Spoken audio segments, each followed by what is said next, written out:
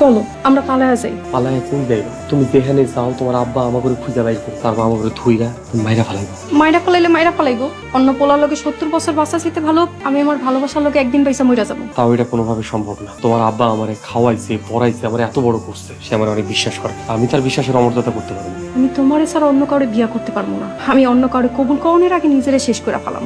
এখন তুমি বয়ে বয়ে ভাবো, তুমি আমার বাপের বিশ্বাস বাঁচাইবা নাকি আমারে বাঁচাইবা?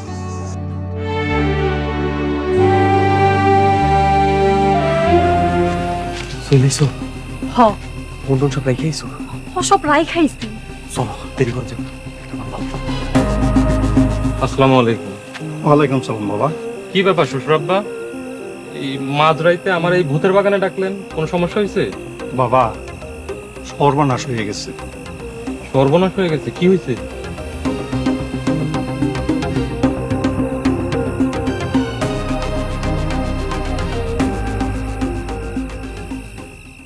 আব্বা, আপনার পছন্দ করা পোলারে বিয়া করা আমার পক্ষে সম্ভব না, কারণ আমি সুমনরে ভালোবাসি। চেয়ারম্যানের মাইয়া হইয়া বাড়ির সামান্য চাকরে ভালোবাসি। এই কথা আপনারে কনের মতো সাহস আমার কলিজায় নাই। তাই কোনো উপায় না পাইয়া আমি আর সুমন পালাইয়া যাইতেছি। পারলাম করে মাফ করে দিয়া। ইতি আপনার অতি আদরের মাইয়া কেয়া।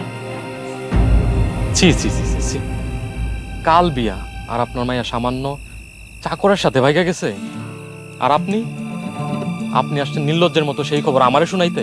আপনার তো লজ্জা হওয়া উচিত। বাবা সোহাগ, এখন আমি কি করবো কিছুই বুঝতে পারতেছি না।